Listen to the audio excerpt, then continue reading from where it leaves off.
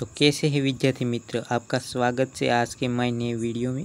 तो आज हम बात करने वाले हैं कक्षा 9 हिंदी आराधना वचंत बापट उसका लेखक है। तो उसका संपूर्ण स्वाध्याय आप आज अपन देखने वाले हैं। इस स्वाध्याय आपको पसंद आए तो अपनी पाकी नोट में भी लिख सकते हैं आप। तो आप शुरू करते हैं, चलो। उसमें पहला प्रश्न है, निम्नलिखित प्रश्नों के एक एक वाक्य में उत्तर दीजिए। उसका उत्तर है, कवि नित्य कैसी आराधना चाहते हैं। उसका उत्तर है, कवि नित्य सत्य, सुंदर और मांगल्य की भावना की आराधना चाहते हैं। दूसरा प्रश्न, कवि कैसी मनोकामना चाहते हैं। उसका उत्तर है, कवि दुखी लोगों दुखों से मुक्त हो ऐसी मनोकामना चाहते हैं। तीसरा प्रश्न, कवि दुबलों के रक्षणार्थ किसकी साधना चाहते हैं। तो उसका उत्तर है, कवि दुबलों के रक्षणार्थ शक्ति की साधना चाहते हैं। प्रश्न 4, कवि किसकी अभ्यर्थना करते हैं। तो उसका उत्तर है, कवि सबके जीवन में नया प्रकाश आने की अभ्यर्थना करते हैं। प्रश्न 5, कवि कैसी बंधुता की कामना करते हैं। तो उसका उत्तर है, कवि ऐसी बंधुता की कामना करते हैं जिसमें सब स्वतंत्र होकर भी भाईचारे की भावना से जुड़े हो। प्रश्न नंबर 2, निम्नलिखित प्रश्नों के उत्तर दीजिए।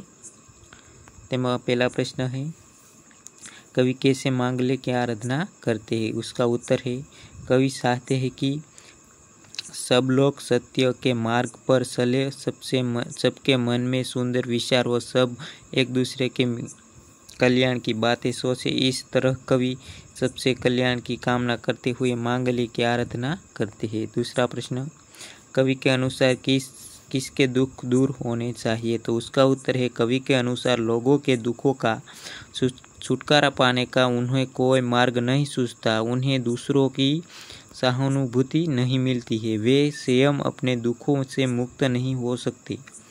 इससे अपेक्षित और असहाय लोगों के दुख दूर होने चाहिए। तीसरा प्रश्न, कवि की क्या अभ्यर्थना है। तो उसका उत्तर है, कवि की अभ्यर्थना है कि मनुष्य के जीवन में नया प्रकाश आए, नई चेतना का अनुभव करे, उसके हृदय में सुंदर विचार हो, उसकी सभी आशाएं पूरी हो, वह मनुष्यता की पूजा करे, सब लोग वीर बने। प्रश्न 4, कवि भेदों को नाश करने की बात क्यों करते हैं। उसका उत्तर है, संसार में ऊंच नीच, जाति पाति, अमीर गरीब आदि कई भेद है।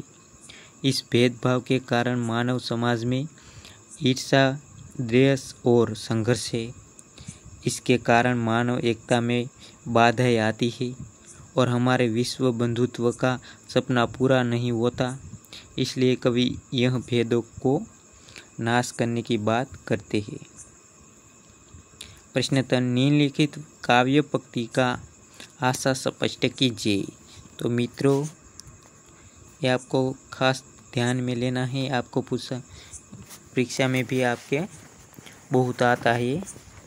मैं पढ़ता था तभी मुझे भी ये पूछा गया था। चलो इसकी बात करें तो एक है, देह मंदिर शीत मंदिर एक ही प्रार्थना, सत्य सुंदर मांगल्य की नित्य हो आराधना। उसका उत्तर है, कवि वचंत बापट उदाराध्य और ऊंची दृष्टि के कवि है। उनके शीत और देह की एक ही प्रार्थना है कि लोग अच्छा काम करें और सत्य के मार्ग पर चले। उन्हें हृदय में सुंदर विचार हो, जो स्वार्थ त्याग कर सबके हित की बात सोचे। प्रश्न 2, भेद सभी अस्त होवे, बैर ओ वासना, मानव की एकता ही पूर्ण हो कल्पना, मुक्त हम चाहे एक ही बंधुता की कल्पना। उसका उत्तर है, आज दुनिया में जाति भेद, वर्ण भेद, रंग भेद आदि कई भेद बने हुए हैं। ईर्ष्या के ऊंच नीच का अंतर बना है। इसलिए मानव जाति में एकता नहीं है। संसार में अशांति और संघर्ष का कारण भेद ही है। जब तक इस भेदों का नाश नहीं होता तब तक मनुष्य जाति एक नहीं होगी।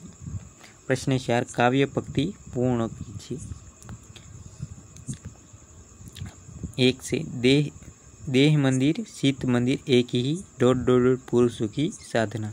तो देह मंदिर शीत मंदिर एक ही प्रार्थना, सत्य सुंदर मांगल्य की नित्य हो आराधना, दुखियारों का दुख जाए यही मनोकामना, वेदना को परख पाए जगाए संवेदना, दुबलों के रक्षार्थ पुरुष की साधना।